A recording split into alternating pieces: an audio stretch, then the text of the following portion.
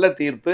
பெண்களுக்கு எதிர்காலத்தில் ஒரு பாதுகாப்பை தரக்கூடிய ஒரு விஷயமாக பெண்கள் அமைப்பு மட்டுமல்ல, அரசியல் கட்சிகள், மற்ற சமூக அமைப்புகள் எல்லாமே பார்த்து கொண்டிருக்கின்றன. இப்படியான சூழலில் இதற்கு அடுத்த நிலையில் பெண்களுக்கான நிவாரணம் அப்படிங்கிற அடிப்படையில, ஒவ்வொரு பெண்கள் எந்த மாதிரி அதாவது கூட்டு பாலியல் வன்புணர்வு அப்படிங்கிறது எவ்வளோ பெரிய கொடுமையான விஷயம். ஒரு பொண்ணு ஒரு பையன காதலிக்கிறது, ஒரு பையன் பொண்ணு கூட போறது அப்படிங்கிறது ஒரு சாதாரண விஷயம்.